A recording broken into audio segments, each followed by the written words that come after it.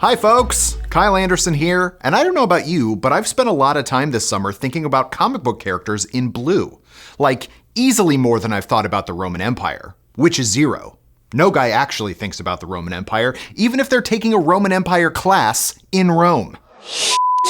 Anyway, between Superman and the Fantastic Four First Steps, blue-clad good guys dominated July. But while one seems to have been little more than a passing fancy for the greater movie-going community, the other continues to dominate the Zeitgeist. That's how you say it, don't argue with me. We already know people named Super will be back soon.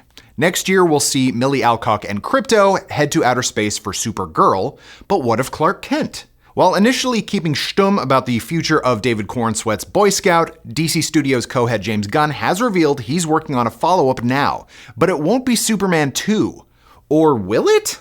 That's what we're going to discuss today. How Superman's super family will take center stage in what will effectively be the third movie in a super trilogy within the first decade of the new DCU. I'll also tell you why it's a very good idea for loads of super people, along with loads of Green Lanterns, to be on screen before we even see Batman.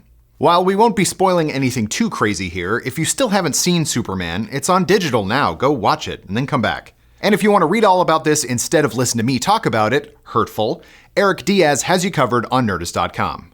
Spoilers, I guess. Whoa, no, Crypto!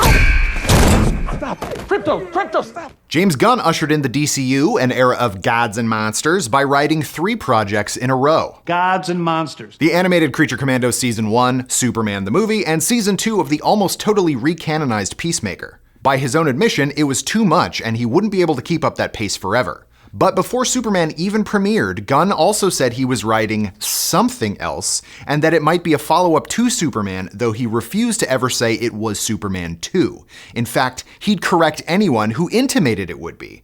But he also said it wouldn't be a Batman-Superman World's Finest movie either.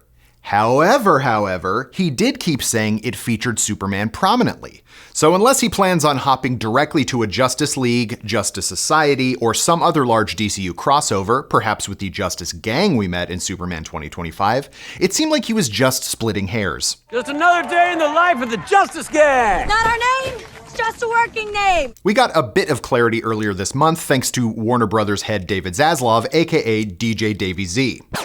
Zaslav said in an earnings call that James Gunn would write and direct the next movie in the Super Family collection for the DCU. This is highly intriguing! See my highly intrigued face! This could be Zaslav's way of saying another movie in the Super Family of DCU movies, or it could be as simple as a team-up movie between Superman and Supergirl. Thanks for watching him, bitch! But given the early focus on the big S, it's not a stretch to think Gunn and his partner Peter Safran want to flesh out their roster. This is in no small part likely due to Matt Reeves' long awaited The Batman Part 2. As of even a few months ago, neither Gunn nor Safran knew if Reeves would finish the script, much less get the movie made by the proposed release date of October 2027. Safran said to a group of journalists, myself included, that a Batman movie will come out October 2027, be it The Batman 2 or The Brave and the Bold or whatever.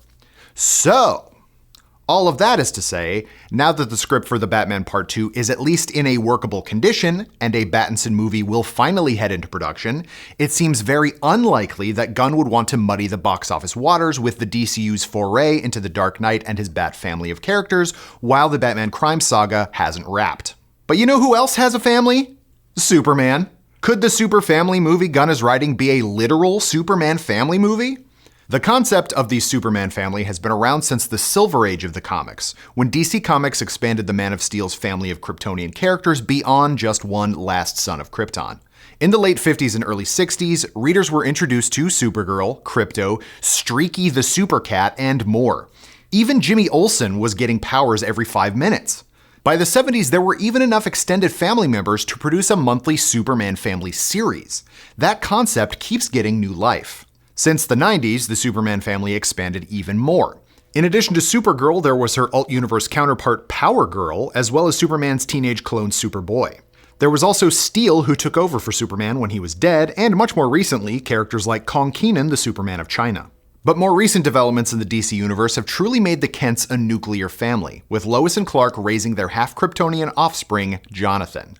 He even took over the mantle of Superman for a bit, although these days he's much more commonly referred to as Super Son.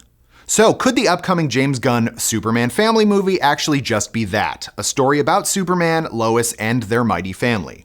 Now, we highly doubt we'd get anything like the recent Superman and Lois CW series. That show had a version of Lois Lane and Clark Kent that had been married for years, raising twin superpowered sons. It's doubtful that Gunn is going to flash forward a decade in time in his movies to show us the Kents raising a super son, so then who could be part of this super family? A few options already exist. Supergirl is the obvious first choice. Millie Alcock already appeared in Superman in a cameo form, and will get her own Supergirl movie next year. Maybe this Superman family project is merely a Superman-Supergirl team-up, with Krypto, of course, added. But one extra hero still sounds like Superman 2 to us. Thor Ragnarok was still a Thor movie, even with Hulk in it. But what about your surly neighborhood Pulitzer Prize winner? Lois Lane has a history of being Superwoman in the comics, at least temporarily. She was recently saving lives as Superwoman as of a few months ago in the pages of DC Comics. She has since lost her powers again. But actress Rachel Brosnahan has strongly hinted that she wants to play the superpowered version of Lois, and has been asking James Gunn to introduce that angle.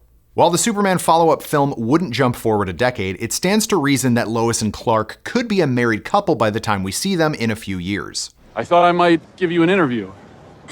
I could fill you in on all the behind the scenes. Clark could find a way to give his great love some Kryptonian powers, as he did in All-Star Superman. Even if it only lasts one movie, it could be a great story on the big screen. But what you might not realize is that Clark already has a son in 2025 Superman. Yeah, his son with Lex Luthor, kind of. In the early 90s, Superman famously died. Sorry, spoilers, I know it comes as a shock. In a comic book? Surely not. This led to one of DC Comics' biggest event stories, the death and return of Superman, as it would later be known. As part of the fallout from Soupy Doop's murder-death-kill, DC introduced a new Superboy, a clone of Superman mixed with human DNA. He was force-grown to teenage years in a lab intended to replace the dead Man of Steel. Eventually, Jeff Johns' Teen Titans run from 2003 revealed that the human DNA donor was actually none other than Luthor himself. So yes, in effect, Connor Kent / Con-El is the son of Superman and Lex. Seeing as how Superman didn't exactly raise Connor from childhood, he treats him more like a younger brother. But he's still part of the Superman family. In Gunn's Superman, we learn that Lex created a clone of Superman for his own use, Ultraman. Not this Ultraman, annoyingly to me. Shwa! But we doubt that Ultraman was his first attempt at a Kal-El clone. No! He probably made earlier attempts, possibly using his own DNA to fix certain problems. You know, like how they used frog DNA to fill in the gaps when making the dinos in Jurassic Park. Dino DNA! Dino DNA.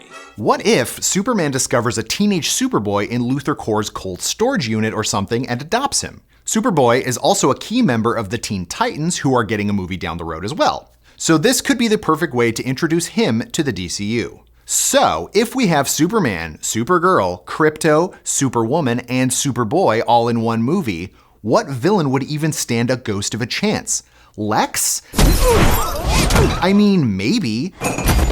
But James Gunn himself has already semi-hinted at the answer. DC Studios and Warner Brothers have an hour-long documentary on the making of James Gunn's Superman called Adventures in the Making of Superman that will be available on the Blu-ray.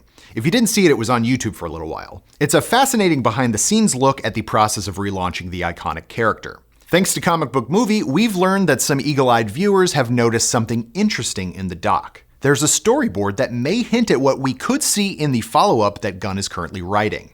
It shows Superman, Supergirl, and Krypto flying together, and in the bottom left corner is the unmistakable head of Brainiac, one of Superman's greatest foes.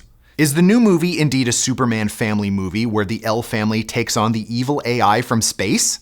Gunn has said via social media that Brainiac was once considered for Superman, which makes sense as the character remains one of the Man of Steel's most prominent enemies. In fact, we'd say he's second only to Lex Luthor. And for some reason, we've never seen him in any live-action film before. This despite getting Luthor 6 times now and General Zod twice. It's about time the alien android from Kolu, or Krypton in Superman the Animated Series, gets a big screen debut. The TV series Krypton did a pretty decent version of Brainiac, and they did that on a relatively low-budget series. We're sure Gunn could do even better. Thank you so much. But even if it isn't Brainiac, we ultimately just think the idea of establishing all the super people in the relatively early stages of the DCU is a very good thing.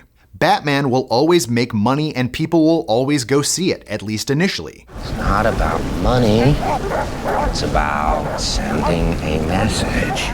But here we have a brand new DC Comics movie universe that already has 3 Green Lanterns at least, and we have Creature Commandos, Peacemaker, and even a G-darn Clayface movie.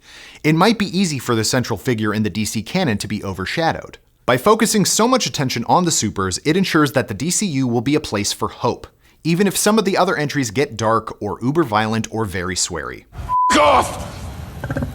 And Gunn loves himself some teams. The Suicide Squad and Creature Commandos, plus of course the Guardians of the Galaxy in the MCU. If Lanterns prove successful, plus we also get the hoped-for Terrifics TV series with Mr. Terrific, Metamorpho, plus Plastic Man and Phantom Girl, if it's like the comics, then the super family deserves to sit right at the top of the heap, in their fortress of family-tude. Not a thing. But tell me, what do you think? Are you jazzed about going all in on the Superman family? Are there any particular runs of Supergirl, Superman, or any other super you hope they adapt? And do you think we'll ever get Sand Superman, the Superman made entirely of sand? Let us know in the comments below. Thank you so much for watching. And for more of the latest and greatest in the world of pop culture, look up in the sky. It's Nerdist.com!